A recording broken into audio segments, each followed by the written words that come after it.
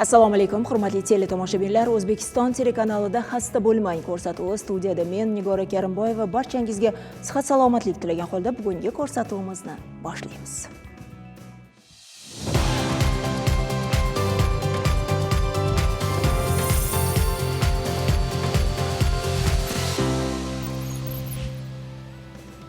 Yaqin qarindoshlar o'rtasida nikoh va erta turmush qurish oqibatlari. Bu mavzuga so'nggi paytlarda juda ham ko'p murojaat qilinyapti, chunki bu millat kelajagi, millat genofondi bilan bog'liq masala.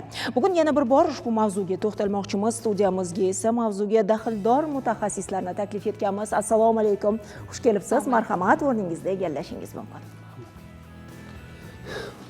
Demak, bugungi ko'rsatuvimiz ekspertlari Nigora Mavlonova, tibbiyot fanlari doktori, shifokor genetik; Surayyo Yo'ldosheva, tibbiyot fanlari doktori, shifokor reproduktolog; Shahzod Shoyusupov, bolalar va kattalar nevrologi, neyroreabilitolog.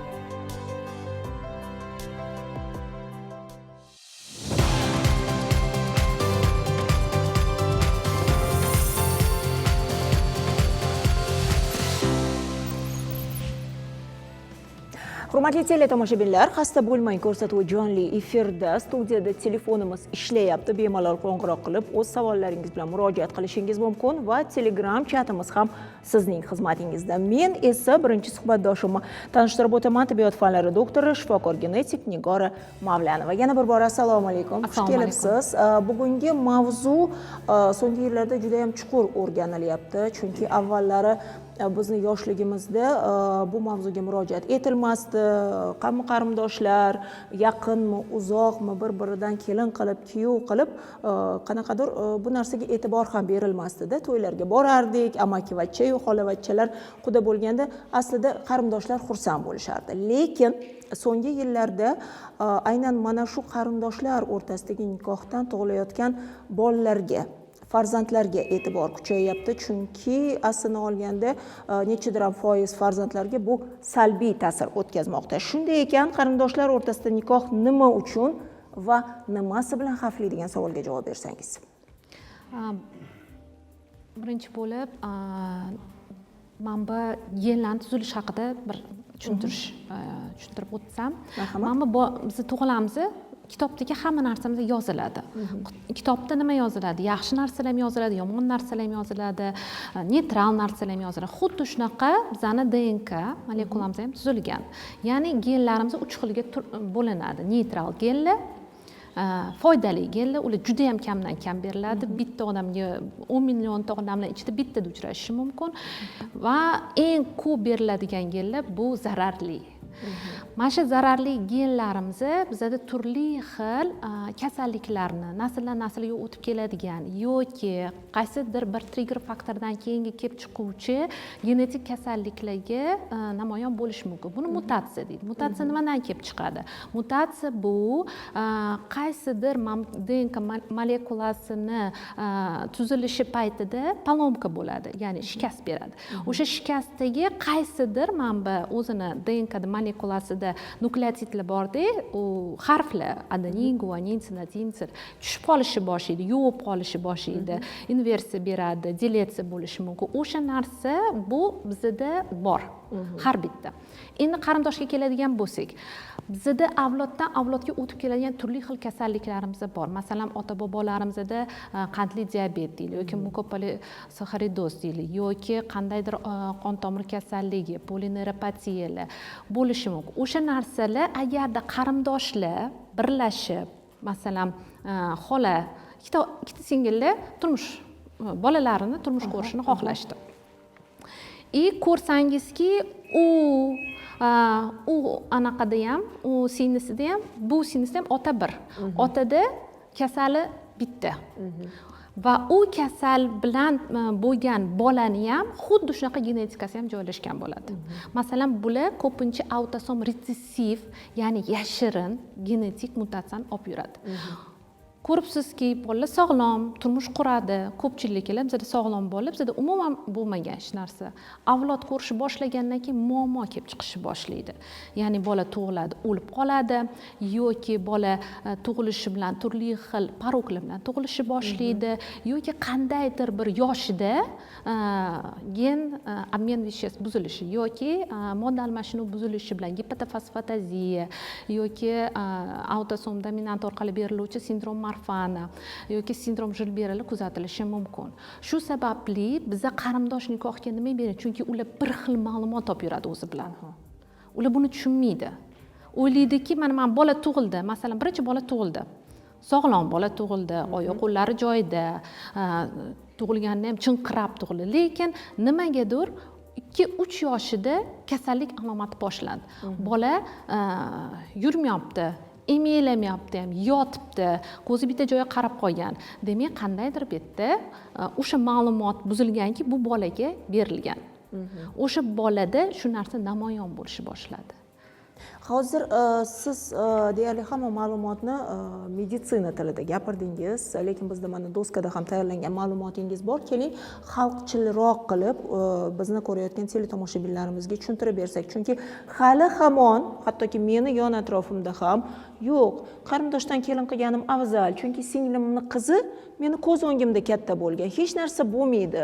Xudo asrasin, to'ydan keyin hammasini hal qilib olamiz deyshadi. Keling, mana shu tablitsa orqali qanday kasalliklar nima uchun kelib chiqishini xalqchil tilda tushuntirib o'tsak. Masalan, autosom retsessiv haqida gapiradigan bo'lsak, bular ikkalovi tashuvchi. Bitta patologik genni, yomon gen, yomon. Qanaqadir bir kasallik. Masalan, aytaylik mukovistsidoz. Hozirgi paytda juda og'ir kasalliklardan biri bo'lib, bola oxirigacha yashamay, asfiksiyadan o'lib ketishyapti. 5-7 yoshgacha boryapti. Bular ikkalovi masalan tashuvchi. Autosom retsessiv. Mana bitta taraf sog'lom, ikkinchi tarafi ham qizildagi bu kasal. Bular farzand berishni boshladi. Farzandda 25% kasal bo'lib tug'iladi. Bu birinchi bolami, ikkinchi bolam, uchinchi bolam, to'rtinchi bolam, uni anaqasi yo'q. Farqi yo'q. 25% sog'lom tug'ilishi mumkin. Bu совпадение deydi. Manba именно meyoz paytida deletsiya bo'lganida xromosomlar to'g'ri genlarni olib olishidan. Bu lotereya deylik.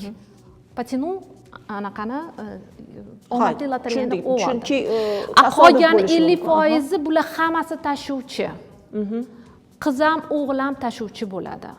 Bulardan mana shu tashuvchi genni bular avloddan avlodga olib borib ketaveradi. Bularda qachondir qandaydir trigger faktor orqali og'ir kasal bo'lib qolsa, qanaqadir antibiotikdan keyin yoki travmadan keyin kasallik namoyon bo'lishni boshlaydi. Tushunarli. Ular o'ylaydiki, mana shu birinchi bola sog'lom tug'ildi-ku deydi. Qolgani ham yaxshi bo'ladi. Qolgani sog'lom tug'ilishi bu juda ham veriyatnisi juda ham kam. Shu tufayli. O'zi aslida ko'rsatuvga tayyorlanayotganda keyingi savolni ham tayyorlab qo'ydim, chunki misol uchun juftliklarda mutlaqo sog'lom farzand dunyoga keldi. Mana hozir tushuntirib o'tdingiz. Tasodif bo'lishi mumkin, genetikani eng yaxshi tomonlarini olishda sog'lom farzandlar dunyoga keldi, deylik 3 ta farzand, uchalasi ham sog'lom, yillar davomida ham hech qanday kasalliklarga uchramadi, katta bo'lishdi, oila qurishdi. Keyinchalik mana shu yomon gen o'zini nabiralarda ko'rsatishi mumkinmi? Bo'lishi mumkin. Nimaga? Men sizga yaqindagi bo'lgan praktikamni aytib o'taman. Qizni olib kelishdi. Qiz o'zini rivojlanishdan orqada qolgan. 7 yoshli qiz 4 yoshli qizga o'xshaydi. Ota-onasi sog'lom. Undan ota-onalari, ularni qaynona-qaynatalar hammasi sog'lom. Lekin eng qiziq narsa bu yerda buvasini ayolida palomka bo'lgan ekan. Ularda shunaqa bir kasallik bo'lgan ekan, ularning avlodida, o'zlarida emas, avlodida ularning singlari shunaqa bo'lgan ekan, o'smay qolib 30 yoshlarida yurak xastalikdan o'lib ketgan ekan, ularning singlari. Demak, ularning buvilari tashuvchi bo'lgan va bu 7 avlodda bo'lsa ham ko'rinadi. Demak, doda bilan buvi qarindoshli bo'lishgan, ular o'rtasida nikoh bo'lgan, keyingi farzandlar sog'lom dunyoga kelgan. Undan keyingisi ham sog'lom, lekin buni bolasi ZPR bo'lib, rivojlanishdan orqada qolib, 7 yoshli bola 4 yoshga o'xshaydi. Hamma hayron. Keyin mana shu narsani eslashni bilasizmi, bular xastalik bo'lgandan keyin, qandaydir oilada muammo boshlangandan keyin va bu muammoni yechimi yo'qligidan keyin surishtirish boshlashadi. 7 avlodni shajarani o'rganish boshlashadi. Keyin esiga tushib qoladi, voy bilasizmi, mani singlim shunaqa bo'lgan, biz voy oddiy hol deb yurganmiz. Keyin yurak xastaligidan o'lib qolgan 30 yoshdan deb aytilgan. Demak, ertami kechmi baribir bu mana narsa shu ko'rsatishi mumkin. Nasitelstvo, ya'ni olib yurish o'zi bilan mana shu men qayerdir yomon genni olib yuribman. Mana shu yomon genni olib yurganimda bu gen avloddan avlodga berilib boraveradi. To'g'ri, qandaydir bir trigger faktor bo'lishi kerak. Aytmoqmanki, yo og'ir kasal bo'lishi kerak, yo qanaqadir bir qo'rqib ketish kerak. Kimdir aytadi, nimadan keyin stress ham o'z ta'sirini o'tkazishi. Stress ham ta'sir qiladi. Mana shu narsalar har bittani vaksina ham bo'lishi mumkin, yashash sharoiti ham bo'lishi mumkin. Mana shu narsa ham ta'sir qiladi. Hozir teleekran orqali bizni tomosha qilayotgan insonlarda ko'plab savollar tug'ilyapti, chunki masalan kimdir aytadiki, bunday narsa qarindoshlar orasida bo'lmasa ham bo'lishi mumkin. Siz aytgandek lotereya, kimdadir chiqadi, kimdadir yo'q va bizni eng ko'p qiynaydigan savol, masalan biz qarindosh o'rtasidagi nikohda kim asl qarindosh hisoblanadi-ku, kim begona hisoblanadi? Chunki biz o'zbek xalqi juda ham oilaparvar insonlarimizda. 7 mahalla nariyodagina ham mana u tog'amni palonchisi-yu, pismadonchisi-yu bo'lgan deb hammamizni o'zimizga qarindosh qilishni istaymiz. Lekin aslida nikoh qurayotganda kim qarindosh hisoblanadi-yu, kim hisoblanmaydi? Bunga bitta savolga javob faqat genetik tekshiruv. Bizga gen tekshiruvda bunda ham gen mutatsiya bitta genda bo'lsa ham, bunda ham gen mutatsiya o'sha gen mutatsiyada kuzatilsa, demak bularda ehtimoli bor kasal bolani tug'ilishi. Biz bularga shunday yuzlarga qarab aytamiz. Va albatta kariyotip xromosomani tekshirganda agarda u xromosomada qandaydir bir anomaliya bo'lsa, u xromosomadagi anomaliya bunda ham xuddi shunaqa bo'lsa, demak bu oilaga ham tushuntiramiz. Sizda bolani patologiya bilan tug'ilishi ehtimoli yuqori. Qarang, agarda juda ham uzoq qarindosh bo'lsa, juda ham uzoq qarindosh bo'lsa va ular nikoh qurmoqchi bo'lsa, ular ham genetik tekshiruvdan o'tishi shartmi? Albatta. Mana juda ham bitta qiziq bizda voqea bo'lgan. Shunaqa efir bo'lgandan keyin bir spinalniy mышечный atrofiya bo'lganda oydin hayot aytib berganimizda bir ayol telefon qilganlar menga.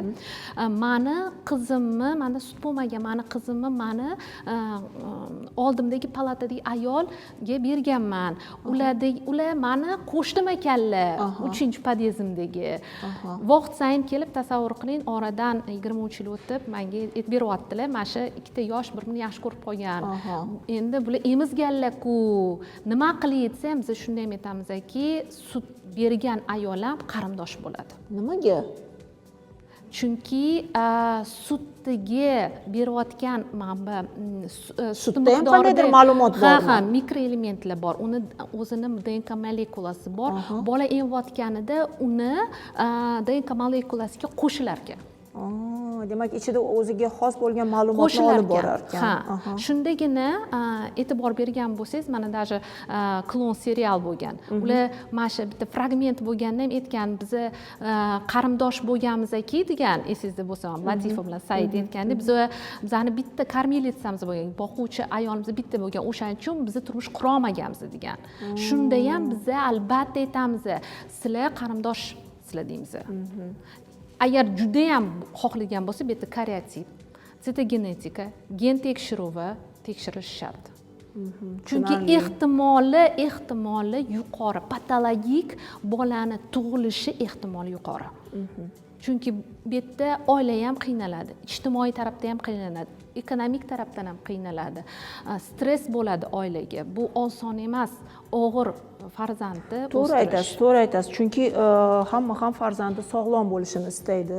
Hech kim qaysidir kasallik bilan farzandi dunyoga kelishini istamaydi va demak, oddiygina bir genetik tekshiruv orqali ko'pgina muammolarni oldini olsak mumkin bo'ladi. Ana endi muxlislardan kelgan savollar bor. Xolamni o'g'liga turmushga chiqqanman, bir o'g'il, bir qizim bor, ikkalasi ham sog'lom, nuqsoni yo'q. Lekin o'g'limning bo'yi tengdoshlarininkidan pastroq, qizim esa ko'p shamollaydi. Tez-tez shifoxonaga davolanishga to'g'ri keladi. 3 kun maktabga borsa, bir hafta uyda qoladi. Bunga qarindoshim bilan oila qurganim sabab bo'lishi mumkinmi? So'rayapti, balki siz javob berarsiz. Genetik nuqtai nazardan autoimmun kasalliklar, ya'ni tez-tez kasal bo'lish, immunitetni past bo'lishi ham albatta o'sha tomoni polomkaga ham bog'liq narsa. Bizga ham bitta bolani olib kelishgan, bog'chaga 2 kun chiqadi, 10 kun kasal bo'ladi. Boshida yetishmagan qarindoshligini bekitishgan. Keyin bilganmizki, ular ikkita juftlar qarindosh ekan. Bu tog'asini o'g'li xolasini qizini olgan ekan. Lekin bola shunaqa darajada kasal bo'lganidan o'zini vesini tashlashni boshlagan, ovqatlanishi kamayishi boshlagan, nimjon bo'lishi boshlagan. Shu aytamanki, har bitta narsani tagida ham genetik mutatsiya yotibdi. Chunki u zararli genlar uyg'onishi tezroq foydali gendan ko'ra, neytral gendan ko'ra. Zararli genni uyg'otish juda oson, unga trigger faktor kerak. Qaysidir bir virus kirsa, albatta bitta autoimmun sistema uyg'onishi boshlaydi, immunitet tushadi va leykositlar, trombotsitlar, eozinofillar umuman boshqacha tarzda ishlashni boshlaydi. Demak, agar farzandlar qaysidir xastalikka duchor bo'lsa, buni bekitish kerak emas, qarindoshlar o'rtasida nikoh bo'lsa aytish kerak. Bu umuman ayb narsa emas. Oxirgi payt bekitishyapti. Keyin men ularga qanaqa bo'ladi asorati, nimaga olib kelishi mumkin va nimasilarni kutyapti degan narsani tushuntirganimdan keyin ularga ochilishi bosh, voy bilasizmi deb boshlashadi menga. Unaqalar oxirgi payt nimagadir juda ham ko'p. Tashakkur. Ana endi Suraypa, yaqin qarindoshlar o'rtasidagi nikohlar orasida bepushtlik ham ko'p kuzatilar ekan, shu haqida gapirib bersangiz. Yaqinda bizga bir juftlik murojaat qilishdi. O'sha yigit keldi, u yadерный fizik ekan, o'qigan bola ekan. Ularda ota-onasi ham qarindosh bo'lgan, o'zlari ham qarindosh nikoh. Ikkita proband уже. Keyin ular aytib, biz hali 1 yil bo'ldi turmush qurganimizga, men qo'rqyapman. Bolamiz shunaqa nogiron nima bo'lmasin. Keyin eko qilishga qaror qildik. 10 ta embrion oldik. 10 ta embriondan 2tasi yaxshi chiqdi, sog'lom. Qolganlari hammasi triple monosomiy, har xil o'sha perenoska to'g'ri kelmaydigan, o'sha bolani ko'chirib o'tishga to'g'ri kelmaydigan embrionlar chiqdi. Shuning uchun biz bittasini yaxshi embrionni, sog'lom embrionni qo'yib qo'ydik. Hozir qizchalik bo'ldi. Meni quvontirgan tarafi o'sha bolani o'zi kelib o'sha tarafdan qo'rqib aytgani yaxshi bo'ldi. Shuni oldini oldik. Keyin hozir ko'p qizlarimiz telefon qilishyapti menga, ihtiyoj bilan, mushna distrofiya Duchenne, bizada shunaqa bolamiz, bitta bolamiz shunaqa kasal bo'lgan, bizada yana sog'lom bola bo'lish ehtimoli bormi? Endi faqat ekoni men tavsiya bergan bo'lar edim, chunki bu yerda seleksiya, to есть embrionni to'g'ri tanlab biz sog'lom bolani qo'yishimiz mumkin. Endi bularni ajratib ketishiga ham yo'l qo'ymaslik kerak. Endi bular oila qurdi. Uni bizlar yo'lini qilishimiz kerak. Shuning uchun shu narsani hozir aytyapmiz. Yana bizga ko'p murojaat qilishyapti. 5-6 marta o'sha bola o'z-o'zidan tushib qolishi, boshqa taraflarini to'sh infeksiya davolashadi, boshqa yerlarni qilishadi. Keyin kelib chiqsak, u o'sha juftlikni bitta masalan erkak bola, o'sha bolada ota-onasi qarindosh bo'lgan ekan, uni keyin kelib chiqyapti-da. Shunaqa narsalar bo'ladiki, HLA sistemalar 6-xromosomada o'zgarishlar bo'lsa, bolani xuddi boshqa чужой organizmda chiqaraveradi, bir-biriga to'g'ri kelish mosligi ko'payaveradi qarindosh urug'larda. Keyin har xil somatik xromosomalarda o'zgarishlar, 21-xromosoma Downni qaysidir bir qarindoshlarida uchraganligini aytib qolishadi, esga tushib qolishadi. Qachon? Faqat kasal bola bo'lganidan keyin. Undan oldin nimagadir bu narsaga e'tibor berishmaydi. Bo'lsa bo'ladi, bo'lgan, boshqalarda ham bo'lgan, bizda ham bo'ladi. Unaqa emas. Men nima qilar edim, mana Nigora xonim ko'proq o'sha xalq orasida olib borsangiz shu ishlarni, profilaktik ishlarni, xohlasangiz birga chiqib shu leksiyalar o'qib kelaylik. Shu odamlarga tushuntirish kerak, nimalarga e'tibor berish kerak. Mayli, turmush qurdingizlar, o'sha bolalarni tekshirtirib qo'yish kerak. Turmush qurmasdan oldin. Хотя бы karyotyp, хотя бы o'sha sitogenetika, qaysi monogenli kasalliklar bor. To'g'rimi? O'shani qilsak bo'ladi. Eng yaxshisi qarindosh urug' bo'lmagan o'sha nikohlar. o'shanga olib borishimiz kerak. Qoraqalpog'istondan keladi, men уже ko'nglim xotirjam bo'ladi. Bularda hech qachon qarindosh urug'chilik yo'q. Qozog'istondan kelishadi patsientlar. Bizlarda nimagadir teskarisi, yaxshi qiz qarindoshga chiqishi kerak. Begonaga ketmasligi kerak. Borayotganingizdek. Endi shunaqa deyishadi. bu o'sha doda buvijonlarimizdan qolgan bir qanaqadir hodisa deb o'ylayman, lekin aytyapman-ku, yoshligimizda o'rganilmagan, yoshligimizda bu narsa ko'p bo'lgan, lekin hozir insonlar ilmli bo'lishyapti, insonlar shifokorlarni tinglashni, shifokorlardan o'rganishga harakat qilishyapti. Shuning uchun o'ylaymanki, aynan bugungi ko'rsatuvimiz ham aynan shunday ko'rsatuvlardan bo'ladi. Balki 20 ta odamdan ikkitasi bo'ldi, qarindoshlar o'rtasida to'y qilmaymiz deb ana shu to'yni to'xtatsa ham, farzandlarning kelajagini o'ylasa ham biz qandaydir maqsadga erishgan bo'lamiz. Xolamni o'g'liga turmushga chiqqanman, 3 marta 1 oylik homilam tushib qoldi. Hozir 2 oylik homiladorman, lekin juda xavotirdaman. Shifokorlar juda ehtiyotkor bo'lishimni tayinlashgan. Bunday bo'lishga qarindoshlik nikoh sababmi? Albatta, qarindoshlik bo'ladi. 1 oylik bola tushib qolishi ko'pinchalik 5 haftalik bolalar ko'proq genetik tarafdan nosog'lom bo'lganda ko'proq 5 haftagacha bo'lgan homilalar o'z-o'zidan tushib ketar ekan. Lekin bularda уже homiladorlik ketyaptimi? Bu degani hamma bolasida shunaqa uchrashi mumkin emas. Oldinlar esingizda bo'lsa, shu qadimda eng zo'r bolalar wunderkindlar qarindoshlardan tug'ilardi deb aytishadi. Nimaga? Bularga tanlanib oxiri sog'lom bolagina qoladi.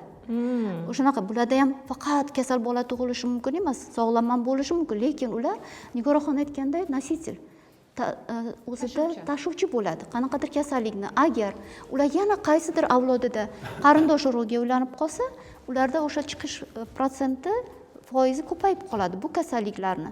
Ular hamma har bir nimani qabilani, har bir avlodni o'zini kasalliklari bo'ladi. Skeletiv shkafu deyiladi-ku. Har bir avlodni o'zini kasalligi bo'ladi. Lekin qanchalik ular namoyon bo'lishi bu qarindosh urug' orasida o'sha bir nikohlarga bog'liq-da. Agar bo'lmasa boshqa populyatsiyadan, hatto shunaqa bo'ladiki, hozirgi yoshlarimiz ko'proq boshqa chet ellik qizlarga uylanyapti. Bunga ham menimcha yaxshi qarash kerak, chunki populyatsiya qanaqadir sog'lom, yaxshi bo'ladi, genofondimiz sog'lom bo'ladi deb o'ylayman. Shuning uchun bunga qarshilik bildirmaslik kerak. Qo'shimcha qilmoqchiman. Marhamat. Yaqinda menda bitta patsientim bor, qiz bola, 24 yosh, sindrom Jilbera, avtosom dominant bilan nasldan naslga o'tadigan kasallik bu. Sindrom Jilbera unaqa sog'liqqa qattiq zarar yetmaydi, lekin u qiz sarg'ayib yuradi. U menga aytib bergani bo'yicha uni onasi va dvoyurniy singlisi anaqa qilishgan ekan. Quda bo'lishganmi? Yo'q, quda bo'lishgan. Shundan keyin u qiz tug'ilishi hammasi yaxshi, hammasi joyida, rivojlanishi, lekin oxirgi paytga borib deydi, men o'rtoqlarim bilan uchrasha olmayman deydi. Voy sarg'ayib ketibsing. Sovchi keladi deydi, qaytib ketadi deydi. Yuzimni ko'radi, sarg'ayganligimni ko'radi. Men bemalol o'tirib olib xohlaganimcha ovqat yeolmayman deydi.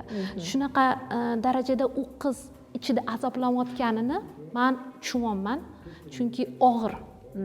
U biladiki, hozir uni kimdir yaxshi ko'rib qolmasa, uni o'zicha qanchalik o'zini tan olib qabul qilmasa shu kasalligi bilan, u o'zini bo'lib men turmushga tegmasam, turmush chiqmasam kerak, meni bolalarim bo'lmasa kerak deb har oyda bir marta kelib yig'lab ketadi oldimga. Lekin uni korreksiyasi bor, uni dorilari bor, vaqtida ichib yurish kerak, chunki sarg'ayib ketsa ham patologik sarg'ayib ketadi, ko'zi oqi ham sarg'ayib ketadi.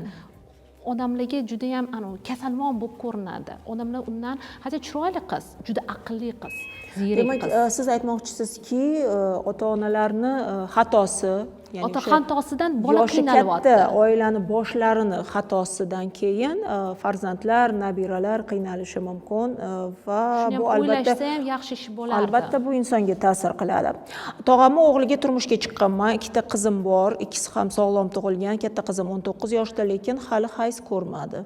Shifokorlar uni bachadoni haddan ziyod kichkinaligini, operatsiya qilish kerakligini aytishyapti. Bunga er-xotin qarindoshligimiz sabab bo'lishi mumkinmi? sabab bo'lishi mumkin. Bizga ham juda ham ko'p patsientlar keladi bunaqa nima bilan Shirshevskiy veterinariya надо исключить shunaqa исключать qilamiz shunaqa kasalliklarni. Bu XX0 Koreya tipini birinchi ko'rish kerak. Amenoreyada, birlamchi amenoreyada birinchi очередь Koreya tipini ko'rish kerak, shunga e'tibor berish kerak. Ko'plarida shunaqa ahvollar uchraydiki, Nigoraxon to'riga chiqsa, turmushga chiqsa, hayzi keladi deydi-da, tashlab qo'yishadi. Keyin bu majora, bu problemani keyin bilib qolishadi. Bu ham ikkita oilaga ham katta zarar, ikkita oila ham shunaqa tragediya bo'ladi bular uchun. Shuning uchun oldindan o'sha первичная amenorия это всегда hamma vaqt Koreya tipini ko'rish kerak bo'ladi. Yana tем более qarindosh urug' bo'lgandan keyin. Shunga e'tibor berishsin. Buni tekshirtirish kerak bu qizimizni. Demak, bularga yordam bersa bo'ladi. Bo'ladi. Tashakkur. Endi navbatdagi savollarimiz shifokor nevrolog Shahzod Shoyusupovga. Yaqin qarindoshlar o'rtasida nikoh oqibatida farzandlar qanday nevrologik nuqsonlar bilan dunyoga kelishi mumkin? Xo'p, yaqin qarindoshlar atrofidagi nikohlarda asosan autosom retsessiv, ya'ni nasldan naslga o'tuvchi kasalliklar ko'p uchraydi. Shu bilan birga nevrologik kasalliklardan mushaklarni rivojlanib boruvchi distrofiyalar, spinal mishni atrofiyalar, sudrallar, epilepsiyalar, eng hozirgi kunda juda ham ko'p tarqalgan bolalar serebral falajligi va miyani har xil anomal kasalliklari va boshqa mutaxassislar yoki boshqa sohadagi ham ko'plab nuqsonlar bilan tug'iladi. Shu o'rinda statistik ma'lumotlarni ham aytishimiz kerak, odamlar bilsin, eshitsin va bu narsadan qo'rqsin. Yomon oqibatlarga olib kelishi. Xo'p, dunyo bo'yicha qarindoshlar nikohi o'rtasida nogiron bolalar tug'ilishi 2-3% tashkil qiladi. Umumiy populyatsiyada esa 4-6% ni tashkil qilar ekan. Xo'p, O'zbekistonda 2020-yil tadqiqotlar olib borilgan va qarindoshlar o'rtasidagi nikoh 15-20% ni tashkil qiladi. Bu degani 1000 ta turmush qurganlar ichidan 150-200 tasi qarindoshlar o'rtasida nikoh degan. Tasavvur qilyapsizmi? Mana shu 2019-yilda yana O'zbekiston tadqiqot olib borilgan va o'sha 1000 ta nimalardan tug'ilgan chaqaloqlardan 18 tasi tug'ma nuqsonlar bilan tug'ilgan. Faqat nuqson haqida ketyapti. Nevrologik kasalliklar, bundan tashqari lor organlar kasalliklari bor, quyon lab deydi, bo'ri tanglay deydi, boshqa umuman anomal kasalliklar ko'p. Bu Yevropada esa 5-7 tani tashkil qiladi 1000 tadan. Keyin yana Xorazmda 2020-yil tadqiqot olib borilgan. 100 ta oilada, qarindoshlar o'rtasidagi 100 ta oila tadqiqot olib borilgan va shu oilalardan tug'ilgan har 5 ta boladan bittasida genetik kasallik bilan tug'ilgan. Faqat genetika aytiladi, 5 tadan bittasi.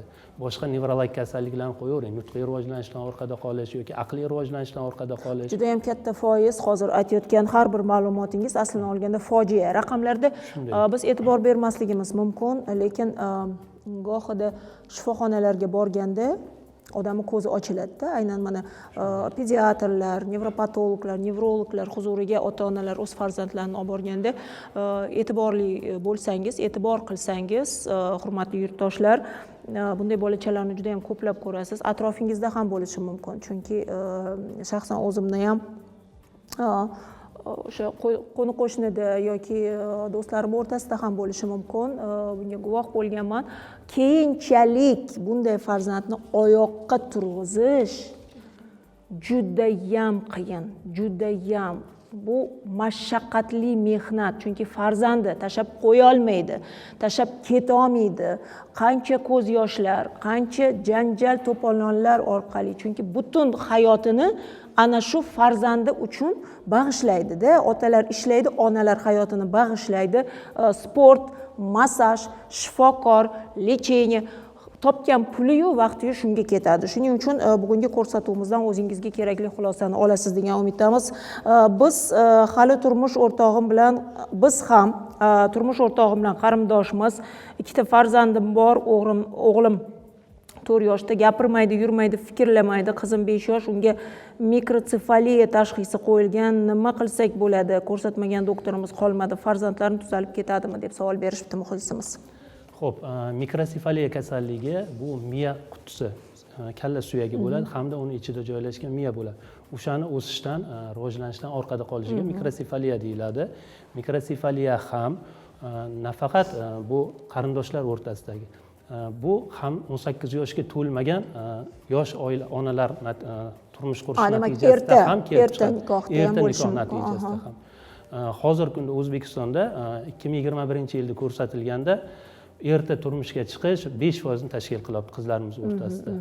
Va buning natijasida hamda nevrologik kasalliklar rivojlanadi. Mikrosefaliyani ham turlari bor, yengil, o'rta og'ir turlari. Yengil, o'rta turlarini birmuncha o'zgarishlar, yaxshi o'zgarishlar olib kelsa bo'ladi. Og'ir turi nogironlikka va bolani to'shakka yotib qolishiga sabab bo'ladi. Demak, agarda misol uchun huzuringizga olib kelishsa, siz tushuntirish ishlarini olib borishingiz mumkin, chunki juda ham ko'p shifokorlarga borganmiz deyishyapti.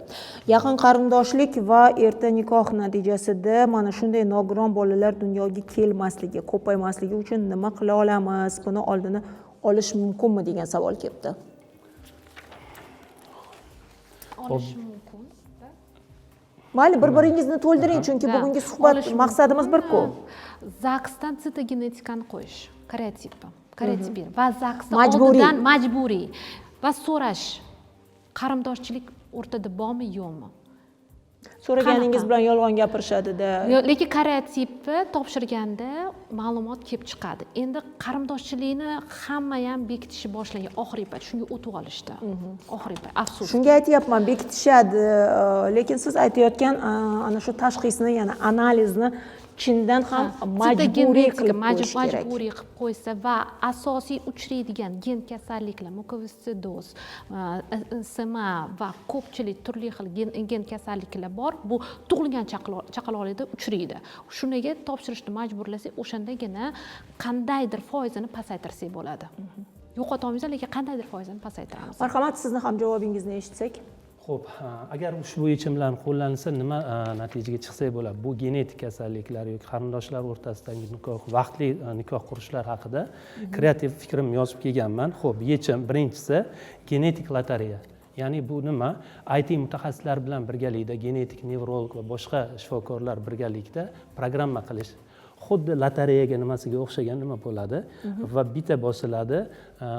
18 yoshga to'lmasdan turmushga chiqsa yoki ammavachcha, xola tog'a, qarindoshlar o'rtasida tug'ilsa keladi. Qanaqa kasalliklar keladi, qanaqa nuqsonlar, rasmlar bilan ochib berilsa bu narsa qisqa muddatga qanday ta'sir qiladi? 50% yoshlarimiz bundan xabardor bo'ladi. Uzoq muddatda nima natija beradi desa, nikohdan oldin test qilish odatga aylanadi. Xo'p, ikkinchi yechim sog'lom oilaviy daraxt. Ya'ni bular aytgandek, skrining tekshiruvlarni qilish kerak. Skrining tekshiruvlarini ko'proq ma'lumot berish kerak. Genetiklar, nevrologlar, boshqa reabilitologlar birgalikda ishlab, skrininglardan 1000 ta plus o'tkazish kerak. Bu qisqa muddatda. Uzoq muddatda 5 yil ichida genetik kasalliklar 30% ga kamayar ekan. Shu usulda qilinsa. Uchinchisi yechimimiz qizlar qo'shig'i, ya'ni kreativ roliklar. Bunda qo'shiqchilarimiz bilan, xonandalarimiz bilan birgalikda yoki blogerlarimiz bilan birgalikda ijtimoiy roliklar ishlash, 1 minutli, 2 minutli qanday natijaga olib keladi, qarindoshlar o'rtasida nikoh qursang yoki qo'shiqlar shu haqida qanday og'ir holatlar olib keladi. Agar milliondan ortiq ko'rishlar bo'lsa Instagramda, YouTube'da erta nikohni 3 baravarga kamaytirish mumkin ekan. Va to'rtinchi yechim mobil avtobuslar. Ya'ni qishloqlarga uzoq joylashgan chekka hududlarda mana shunday genetik tekshiruvlarni yo'lga qo'yish. Misol uchun, har oyda 10 ta qishloqni qamrab olish. Chunki bu genetik kasalliklar, qarindoshlar o'rtasidagi nimalar, nikohlar ko'proq qishloqlarda kuzatiladi. 3-4 baravar ko'proq. Ayniqsa vodiyda yoki boshqa qishloq nimalarda. Xo'p, bu 5 yildan keyin qanday natija beradi? Qishloqlarda tug'ma nuqsonlar 40% ga kamayar ekan. Siz hozir juda ham yaxshi takliflar berdingiz. Birgina savol tug'ilyapti. Mana siz aytdingizki, majburiy tashxis qilib qo'yish kerak. Tashxisning nomini nima dedingiz? Sitogenetika. Sitogenetikani hozirgi vaqtdagi narxini men bilmayman. Qimmat, eshitganman, bilmayman, chunki o'zim topshirib ko'rmaganman, lekin 2-3 ta tanishim aytdi. Sitogenetika hozirgi paytda 350 ming 380 ming atrofida. Menga millionlar Yo'q, aytishdida. sitogenetik xromosomani tuzilishini ko'rish 380 ming 350 ming atrofida. Demak bu normal holat. Bu Ya'ni normal kim holat. o'z kelajagini Bemalol. o'ylagan inson Ha. uchun bu pulni to'lash shart qilib qo'yish kerak. Demak, sizni taklifingizga, sizni takliflaringizga ham qo'shilaman.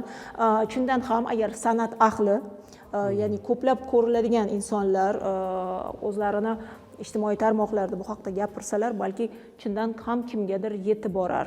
50% ga yetib borsa ham biz xursand bo'lamiz. Demak, muxlislarimizdan kelgan savollarni davom ettiraman. Ammamni o'g'li bilan turmush qurganman. 3 ta farzandim bor. Uchalasi ham sog'lom tug'ilgan, lekin ikkinchi farzandim 4 yoshga to'lganda qizamiqqa qarshi emlash olganimizdan keyin autizm belgilari paydo bo'ldi. Bu emlash natijasida kelib chiqqanmi yoki ota-onani qarindoshligi natijasidami? Xo'p, ko'pincha shu muammo bilan menga kelishadi bemorlar. Autizm o'zi nima? Autizm miyada neyronlarni o'tishi, bekilishi, yo'li to'silishini hisobiga rivojlanishdan orqada qolishi natijasida kelib chiqadi. Ya'ni sinaps nimalardan, yo'llardan to'lqinlarning o'tishi to'xtaydi yoki sekinlashadi. Ya'ni oddiy qilib aytadigan bo'lsak, o'zini dunyosida yashaydi. Tashqi ijtimoiy muhitga moslashishi qiyin bo'ladi. Bizda oddiy ijtimoiy qilishimiz kerak bo'lgan narsalar ularga murakkab tuyuladi. Misol uchun, svetni o'chirib yoqish, kulcha tilda yoki shunga o'xshagan yozish bularga murakkab tuyuladi. Ba'zi bir lekin autizmlarda biz uchun murakkab bo'lgan matematik misollar bo'lishi mumkin, ularga oson tuyuladi. Autizm kasalligi to'liq o'rganib chiqilmagan nima sababdan kelib chiqadi? Genda mutatsiya bo'lishi mumkin yoki organizmda hammada bo'ladi, lekin nimadir ta'sir qilishi natijasida kuchayib ketadi. Xuddi shu yuqorida aytilgan narsa 1998-yil Andrew Uykfeld degan olim yolg'on ma'lumot tarqatadi. Ya'ni qizamiq va qizilchaga emlanish autizmga olib keladi deydi. Keyin bu o'rganilganda bu yolg'onligi aniqlandi va Uykfeldni litsenziyasi bekor qilinadi. Hech qachon emlash natijasida autizm kelib chiqmaydi. O'shanga so'rayaptilarda, ammamni o'g'li sababchimi yoki vaksinami deb. Demak, qarindoshlar o'rtasidagi nikoh bo'lishi mumkin. Bu ham aniq degani emas. O'rganish kerak. Shunday. Men ham yaqin qarindoshim bilan turmush qurganman. Birinchi farzandim Down sindromi bilan dunyoga kelgan. Keyingi 2 farzandimda bunday tashxis kuzatilmadi. Bosh farzandimni Down bilan tug'ilishiga qarindoshlik sabab bo'lmasligi ham mumkinmi? Down sindromi trisomiya. Demak, xromosomalarda 21-xromosomada 3-X xromosomani paydo bo'lishi. Bu yerda albatta qarindoshchilik nikohdan birinchi bo'lib sabab bo'ladi. Chunki demak qaysidir ota-onada X xromosomasida muammo bo'lgan. Anaman, ya'ni Robertson translokatsiyasi deydi. Ya'ni bizda 23 ta par xromosomalar bo'lsa, ularni har bitta joylashi 1-chi, 2-chi, 3-chi, 4-chi, 5-chi qilib 23-gacha boradi. 20-chi xromosomasi ota-onada, masalan, 20-chi xromosoma 5-chi xromosomaga o'tib qolishi bu norma deb yuradi o'zida. Demak, unga qanaqadir zarari yetmaydi. Tuzilishi, ko'zini tuzilishi, qo'llari hammasi joyida norma, lekin faqat xromosomning anomaliyasi bo'ladi. Robertson translokatsiya deydi buni. Mana shunaqa ota-onalar bir-biri bilan uchrashib nikoh qurishni boshlasa, shundagina 3-chi xromosoma qaysidir embrionga tushib qolishi mumkin. Demak, bu birinchi farzandda kuzatilgan bu narsa. Tashakkur. Bizda hozir qo'ng'iroq bor. Agar mumkin bo'lsa, studiya bilan bog'lab bersangiz va assalomu alaykum. Va alaykum assalom.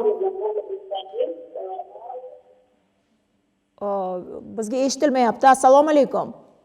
Va alaykum assalom. O'zingizni tanishtirsangiz.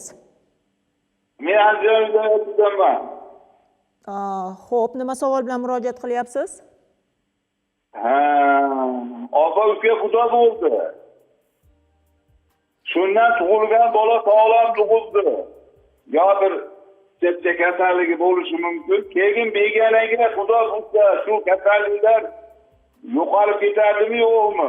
Yo narigi naslida ham ko'rinadimi? tushunishim bo'yicha opa uka quda bo'ldi, ularni farzandlarini boshqa begonaga bersam bu kasallik yo'qoladimi yo'qmi degan savol beryaptilar. Meni tushunishim. Savolingizni shifokor tushundilar. Tashakkur. Hozir javob berishga harakat qiladilar. Marhamat.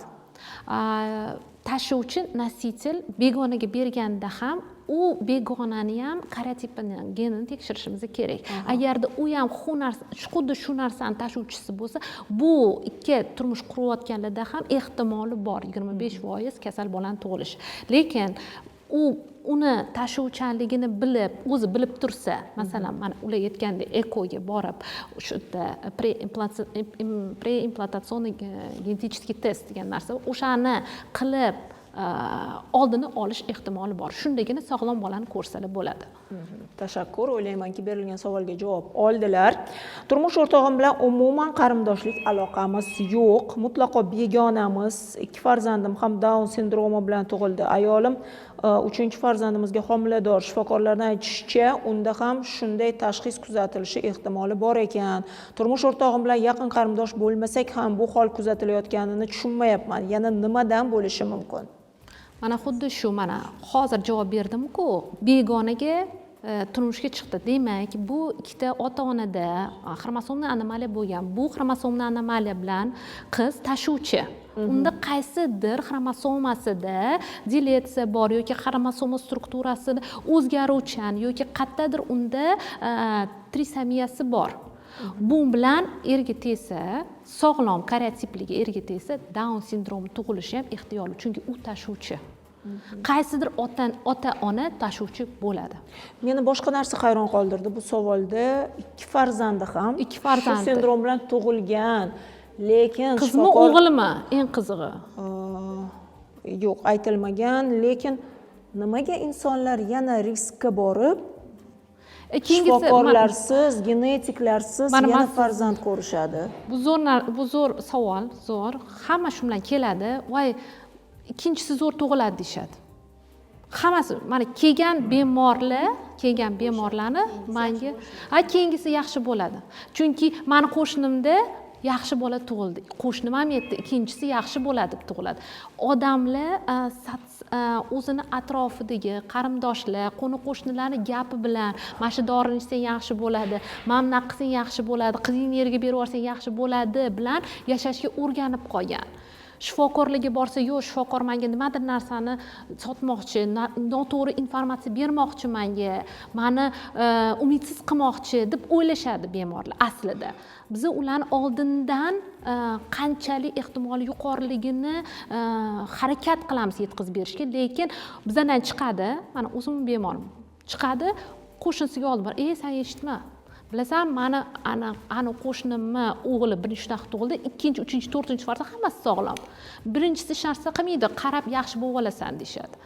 Yo'q, mana 2 farzand, yana 3-chisiga axir buni shifokorlar bilan hozirgi zamonda kelishib qanaqadir ish tutib, mana eko mavjud, bilmadim men buni. Ana endi Suray opa, keyingi savol sizga. Yaqin qarindoshlardan tug'ilgan qizlarda qanday ginekologik muammolar bo'lishi mumkin? Yuqorida aytganimizdek, birinchi ginekologik narsalar bular X0 xromosoma bilan, Shershevski va Turner bilan kelishadi. Kichkinagina bo'ylari o'sishdan orqada qoladi. Hayz sikli bo'lmaydi bu qizlarda. Shunga e'tibor berish kerak onalari birinchi o'chiritda. Lekin bularni ham erga berishadi hatto bu qizlarimizni. Shunaqa maqsaddagi erga chiqsa yaxshi bo'lib ketadi deb. Bu narsaga juda shuni ayting, yaxshi bo'lmaydi deng. Bizni ko'rishyapti-ku, yaxshi bo'lmaydi. Turmushga chiqqandan keyin agarda undan avval shu kasalligi bo'lsa, yaxshi bo'lmaydi, hurmatli ota-onalar. O'zingizni ham, qizingizni ham, yana boshqa oilani farzandini ham qiynab qo'yasiz. Keyin ko'p atreziyalar, anomaliyalar bo'ladi organlarida, jinsiy a'zolarida, ko'plarida shunaqa anomaliyalar bo'ladi, lekin anomaliyalar ham har xil stepen darajada bo'ladi. Shuning uchun ertaroq, qancha erta ginekologga olib chiqishsa, o'zi profilaktik maqsadda 10-12 o'sha hayzi kelganidan ginekologga chiqsalar yaxshi bo'lar edi. Bizda Toshkentda meni quvontirgan tarafi qizlarni обязательно o'sha подростковый период o'smirlik davrida olib kelib bemalol ginekolog ko'rinadi. qishloqlarda это uyat hisoblanadi. Ginekolog nimaga borib yuribdi, boshqa degan bu uyat bo'lmasligi kerak. O'sha viloyatlardagi patsientlarimizga o'sha nimalarga men qaratmoqchi edimki, albatta o'sha o'smirlik paytidan qaranglar. Даже chaqaloq tug'ilgan paytida ham bolalar shifokorlari bularga e'tibor berishini juda ham so'rab ko'rardim, chunki bizga уже katta bo'lganda turmushga chiqib bechora kelishadi, shunaqa yomon tragediya-da bu oila uchun, ikkita oila uchun ham katta bu fojia hisoblanadi. O'zi aslida olganda juda ham ko'p ko'rsatuvlarimizda aytamiz, hurmatli ota-onalar, bolalar ginekologi degan shifokor bor. Bu degani sizni qizingizni kattalar ginekologiga olib borib, uni qandaydir ahvolini yomonlashtirish emas. Bolalar ginekologiga olib borasiz, ular uni ko'rikdan o'tkazadi va turmushga chiqqunga qadar juda ham ko'p narsani to'g'rilasa bo'ladi. Keyin uni bemalol uzataverasiz. Uyat degan narsa yo'q. Ana keyingi mavzu, chunki yuqorida shifokorimiz ham aytdilar, erta nikoh.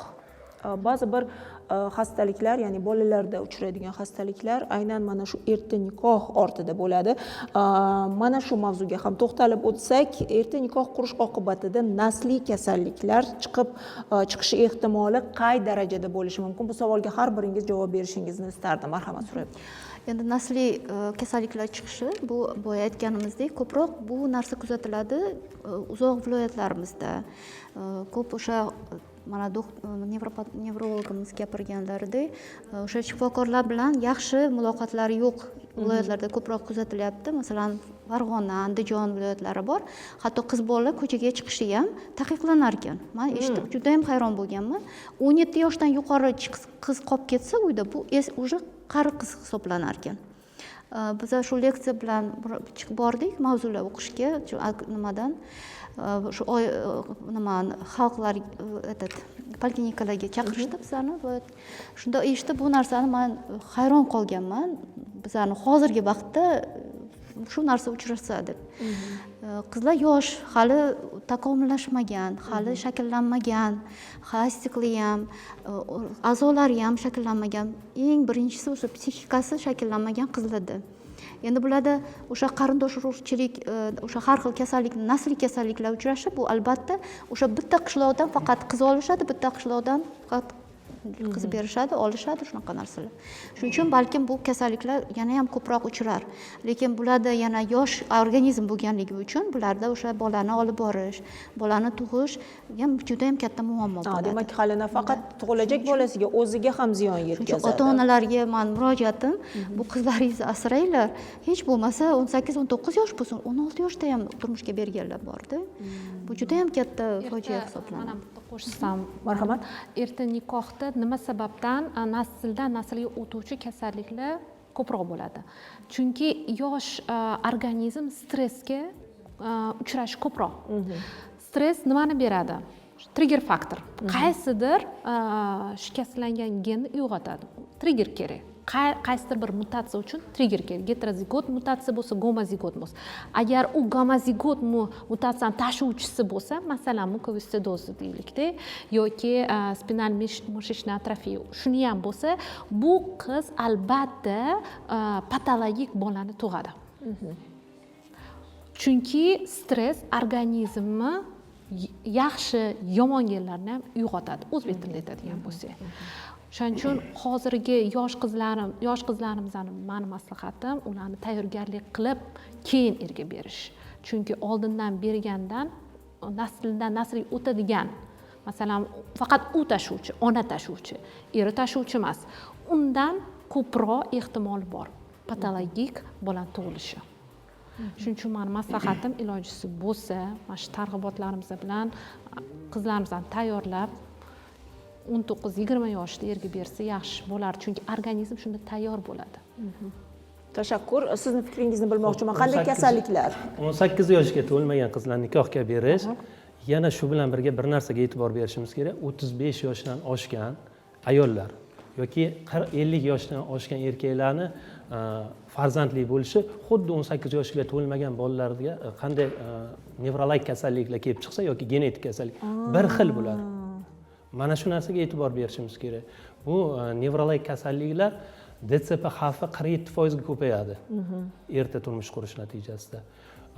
man o'zim aynan shunaqa soha bilan shug'ullanaman, ya'ni bolalar hamda kattalardagi nevrologik asoratlarni reabilitatsiya qilinadi. Nevrologik kasalliklar DTSP bo'lishi mumkin yoki mikrosefaliya. Ularni qo'l oyog'ini harakatlantirish uchun, yurg'izish uchun harakatlar qilinadi. Buni ham hamma turi yurib ketmaydi. Eng yomoni nasliy genetik kasalliklar bor. Mushaklarni rivojlanib boruvchi distrofiyalar. Erbarota, Beker deydi, Dushen turlari. Bular mushak oladigan reabilitatsiya muolajalari tuzatmaydi. Uni hayotini uzaytirishga, yaxshilab berish. bir muddat mashq holatda ushlab turishga yordam beradi. Eng achinarli ular 20 yoshgacha yashaydi. Ko'zini oldiga bolani mushaklari orqaga ketib, nafas mushaklari ham ishlamay, oxiri o'lim bilan tugaydi. Bu yuqorida ham aytdim, juda ham ayanchli holat, chunki o'zini farzandiga yordam bera olmaslik, o'zini farzandini qiz ham o'zini umidini uzadi. qiynash, bu juda ham og'ir bir vaziyat. Men patologik bolalarni tug'ar ekanman. Men o'zimda ayb ekan deb u qiz ham stressga tushishni boshlaydi. Hayot boshqacha ko'rinishni boshlaydi. Muxlislarimizdan savollar kelyapti. Agar turmush o'rtog'im ota-onasida genetik kasallik bo'lsa, bu kasallik bo'lajak farzandimda bo'lish ehtimoli qancha? Masalan, vitiligo, psoriaz va shunga o'xshagan kasalliklar, ularni oldini olish mumkinmi? Kim javob beradi? Ha, bor. Agarda ota-onasida vitiligo yoki psoriaz bo'lgan bo'lsa, uni qaysidir nevarasiga o'tishi ehtimoli katta. Ko'pincha vitiligo o'tadi. Psoriaz yosh sal katta bo'lganda ko'rinishi mumkin. Vitiligo ko'pincha yosh bolalarda kuzatilishi boshlaydi. Alopetsiya ham xuddi shunaqa. Chochi anaqa katta tugunli to'kilish boshlanishi. U ham xuddi shunaqa. Kimdir tashuvchi bo'lsa, o'sha avlodda shu narsani avloddan avlodga olib ketaveradi. U bolada qachon uyg'onishi boshlaydi? Masalan, hozir vitiligolardan boladan so'rasam, u aytadi, "Men tushimda it quvladi" deydi. Seskanib turib ketdim deydi. Ertasi kuni qarasam, mana bu yerda oq dog'im chiqib qoldi deydi. U ham trigger bo'lgan, u ham trigger bo'lgan. Oq dog' ko'payishi boshlagan. Chunki bu narsani bilsak, oldindan bilsak, mana shu narsaga moyil ekanman, mana shu narsa meni kutar ekan desa, buni oldindan profilaktika qilish ilojisi bor. Hozirgi paytda bor. Tushunarli. Qizimda agar to'g'ri o'qiyotgan bo'lsam, Dubina Johnson. To'g'ri o'qidimmi? Jubira, kechirasizlar. Johnson kasalligi tashxisi qo'yilgan. Qizim 4 yosh, genetikani boshqatdan tekshirsak bo'ladimi yoki bir marta tekshiriladimi? Spinocerebinalniy ataksiya qanday tashxis? Spinocerebinalniy ataksiya qanday tashxis? Shu tashxis ham qo'yilgan, bu haqida ma'lumot bersangiz. Genetikani hayotida bir marta topshiriladi. Men boshida aytdim-ku, mana kitob qanaqa yozildi bizda. Ya'ni keyin o'zgarib qolmaydi. Yo'q. Bo'ldi, kitob qanday yozilgan bo'lsa, o'sha kitob bizani umrimizning oxirigacha xuddi shu boriladi. Faqat nima qilsa, korreksiya. Genni mutatsiyasi bormi, korreksiya qilish kerak. Oldindan bildimi, korreksiya qilish kerak. Masalan, menga ko'pchilik kelishadi, meni buvim bachadan o'sma kasallikdan o'lib ketdilar. Va meni ammamda deyapti rak молочной железы. Ko'krak bezi saratoni. Ha, ko'krak bezi saratoni bo'lgan. Ular o'shandan o'lib ketdi. Menda shu narsa kuzatiladimi deb keldi. Biz topshirdik. Chiqdi, afsuski chiqdi. Barsa 1, Barsa 2 chek genlarga topshirdilar. Barsa 1da heterozigotniy mutatsiya chiqdi. Va men ularga tushuntirishni boshlaganimda yig'lashni boshladilar. Men ularga aytdim, korreksiyasi bor. Siz to'g'ri ishni qilsangiz, o'zingizni asrasangiz, kerakli dorilarni vaqtida ichsangiz, bu narsa sizni kutmaydi deb tushuntirishni boshladim. Lekin ba'zi bir chet el genetiklar ko'pincha mana shu narsadan o'z operatsiya qilib olib tashlaganingiz ma'qul. Endi mana hammaga Angelina Jolini hammaga gapiramiz, eslatamiz. To'g'ri, qayerdadir qaysi davlatlarda bu yo'lga qo'yilgan, lekin siz aytgandek, endi ana shu o'zgarish bu hayot to'xtadi degani emas-ku. Inson bilib qo'ygani yaxshi. Ya'ni vaqtida tashxislashdan o'tadi, vaqtida shifokorlarga murojaat qiladi. Hattoki ana shu kasallik boshlangan taqdirda ham uni birinchi stadiyasida qo'pol qilib aytganda tutib olsa shifokor, ya'ni uni tuzatish osonroq kechadi. Odam hushyor yashaydi-da, o'ylaydi, bosayotgan qadamini, yeyotgan ovqatini, boradigan shifokorni o'ylaydi. Menimcha bu katta plyus. Qizim 30 yosh, hayz ko'rmaydi, dori ichib hayzini keltiradi. Tekshirtirsak paraziti bor ekan. Parazitni qanday yo'q qilish haqida gapirsangiz qarindoshlar nikoh qurganligidan bo'ladi deyishdi, shu rostmi? Bu parazitlardan bo'lmaydi. Bu narsa boya aytganimdek kariotyp, genetik maslahati kerak va ginekologga olib keling shoshilinch tarzda. Spina cerebralniy ataksiya haqida ma'lumot berib ketaylik, qolib ketdi, albatta. Bu miyada orqa qismida miyacha degan qism bo'ladi. Miyachani chuvalchangida muvozanatga javob beruvchi markaz bor. Ya'ni yurganimizda muvozanatimizni saqlashga yordam beradi. Mana shu sohani buzilishi, distrofiyalari bolani muvozanatini saqlashga yura olmasligiga olib keladi. Mana shunga spina cerebralniy ataksiya deyiladi. Tashakkur.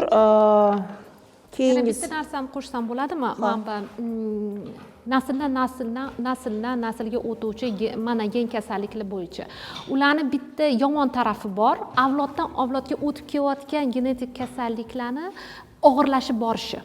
Mana hozir aytyaptirim, makrosefaliya, mikrosefaliya, anensefaliyalar, ansipatsiya deymiz biz buni. Ya'ni bu masalan bobosida orqa miyada qanaqadir bir kasallik uchragan, uniga e'tibor bermagan va qaysidir paytda o'lib ketgan. Bunga hech kim e'tibor bermagan. O'g'lida ham qandaydir miyasida qanaqadir o'zgarish boshlagan. Bu ham gen kasallikdan biri. Unga hech kim e'tibor bermagan, operatsiya qilgan, o'simta qilgan, olib tashlagan. Nimagadir uni o'g'lida spinalniy мышечный atrofiya degan diagnoz bor. Ikkinchi tipi beryapti. Bu eng og'ir va 6 oy ichida va 1 yil davomida bu bolaga o'zini kerakli dorisini qilmasa, Bir necha million dollar turadi. 1 million 250 ming dollar atrofida turadi. Shu narsa mana hamma so'raydi, mana qanaqa chiqib keladi deydi, avlodimizda bo'lmagan-ku deydi. Bu narsa ansipatsiya, ya'ni avloddan avlodga o'tib keluvchi kasallikning og'irlashib borishi. Yo'g'i faqat og'irlashadi, yengil bo'lmaydi. Yana yengil kasalliklar kelib chiqadi va u kasal undan ham og'ir bo'ladi. Shunda biz buni ansipatsiya deymiz biz. Shunaqa. Bekorga aytishmaydi, surishtirgancha sovchilikka borganda qarindoshlarni 7-pushtini surishtirgan deb. Bular ham genetik kasalliklarni aytdilar-ku. 75% genetik bormi ota-onasida, 25% bo'lmasligi mumkin. Mana oddiy qilib aytganda, mana sirklarga boramiz, 3 ta chashka qo'yadi-da, bittasi koptokchani almash, topgan deydi. O'sha topgani sog'lom bo'ladi. Necha foiz sog'lomni topa olasiz, oddiy qilib aytganda. Chunki ko'rsatuvni boshida aytdilar-ku, bu lotereya dedilar. Ya'ni kimgadir omad kulib boqadi. Mana ko'rsatuvimiz sekin-astalik bilan o'z poyoniga yetyapti va har biringizdan xalqimizga bo'lgan eng kerakli so'zlarni kutib qolamiz. Ya'ni maslahat qisqagina, marhamat. Ko'rsatuvga rahmat kattakon. O'ylaymanki, har birimiz o'zimizni kelajagimizni, kelajak avlodimizga sog'lom bo'lishini va ularga to'g'ri yo'nalish berishimizni, biz o'zimizga yo'nalish berishimiz kerak. Biz o'zimizga sababchi bo'lishimiz kerak. O'ylaymanki, har birimizga bu narsa urok bo'lib qoladi deb o'ylayman. Marhamat. Bitta va eng kerakli bo'lgan maslahat beraman. Qiz bo'lajak kelin tomonga ham, kuyov tomonga ham. Albatta tibbiy ko'rikdan o'tib, keyin turmush quringlar. Chunki pul berib o'tsangiz, bir-biringizga ziyon yetkazgan bo'lasiz kelajakda. Juda ham yaxshi maslahat. Marhamat. Albatta eng birinchi navbatda kelin-kuyovlar tug'ilajak bolalaringiz va turmushga berayotgan o'sha ota-onalarning o'zlari ham sog'lig'iga e'tibor berish kerak. Hushyor bo'linglar deb aytaman. Va qarindosh urug'chilikka iltimos kerak iloji bo'lsa 7 yot begonaga chiqishga harakat qilinglar. Tashakkur. Bugungi ko'rsatuvga vaqtingizni ayamasdan kelganingiz uchun sizdan juda ham minnatdorman. Chunki juda ham foydali va kerakli ko'rsatuv bo'ldi. Yaxshi mavzu tanlandi va o'ylaymizki, bizni teletomoshabinlarimiz ham albatta o'zlari yuborgan savollarga to'laqonli javob olishdi. Keyingi efirlarda ko'rishguncha xayr, salomat bo'ling.